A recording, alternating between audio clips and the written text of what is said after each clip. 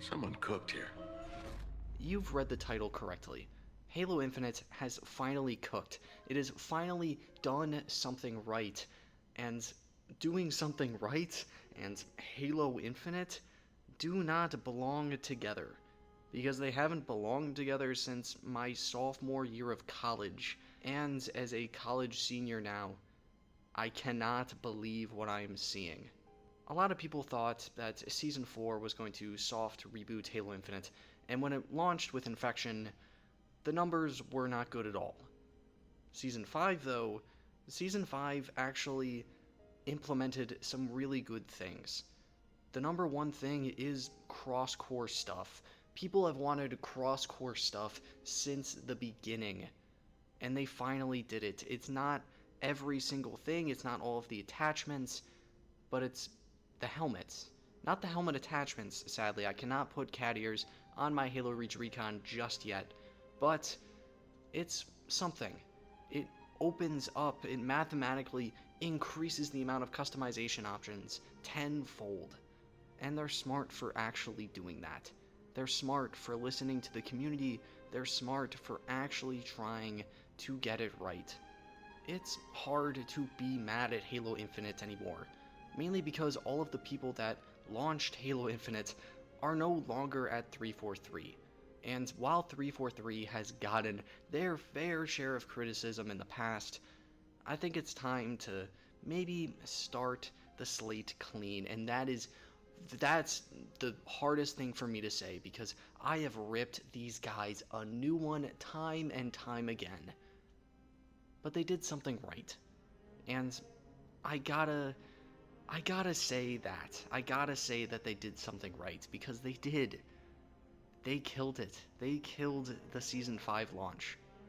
Now, there's still the freemium stuff, the limited editions in the store, but what are we gonna do about that? It's a free-to-play game, and it's just as bad as Call of Duty and Fortnite. We can't do anything about modern gaming.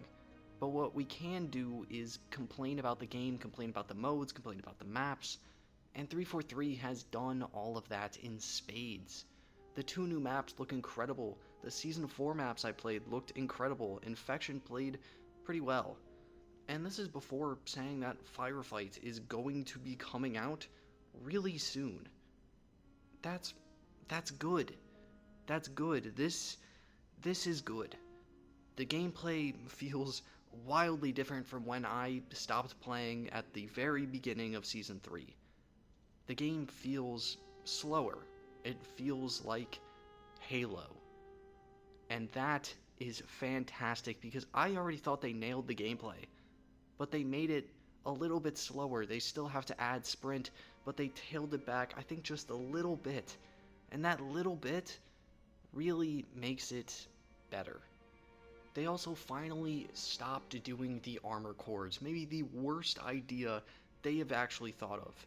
I like the ability just to create more armor for the armor cores we already have to increase the amount of customization on that core. There are so many of these cores, like the World War I one, where there's just nothing. And even with the small addition of adding cross-core helmets, it's wildly opened up so much variety, because I can put the Halo Infinite Recon, the Trailblazer, with cat ears on it, and it looks stupid, but it looks so funny to me. It looks right to me. It looks like something I would actually put on and wear. Although they're still doing kind of a scummy thing with putting the CE version of Chief in the store, if you actually play the game and get all the way to max rank, you unlock the Infinite version of Chief. It's something that should have been in the game at the very start, and something I actually told them to do. If you can go back to an earlier video, I actually said to put Master Chief's armor in the game for campaign players, but it's a stretch. But it's just, we need more of a chance to unlock things, unlock credits, unlock armors in just playing the game. The weekly challenge should have, 200 credits you just unlock if you complete the weekly challenge. I don't want a stupid orange coating that I will never use. because orange and blue are two very different sides of the spectrum. And you know your boy likes blue. They actually did a really good thing with the Battle Pass here, too. They actually condensed it from 100 to 50. And with that, there are no more fluff pieces. There is no more vehicle emblems, player emblems, and weapon emblems, all in different tiers. Nope, they're all just categorized together. Unfortunately, the UI is stupid, and it makes me scroll into every single armor core to say, hey, I unlocked this emblem. Every single weapon to say, hey, I unlocked this emblem. Same thing with the vehicles. It's a little annoying and it's a little tedious. I just wish I could hit like a hide notifications or whatever kind of button. But that's fine. I'm still getting stuff, even though I'm still using stuff from Season 1 and 2. But who cares? Never in a million years would I think that Halo Infinite would be a game I reinstalled. But it was a chance for me to actually give it another go. Because, man, dude, I've had some fun.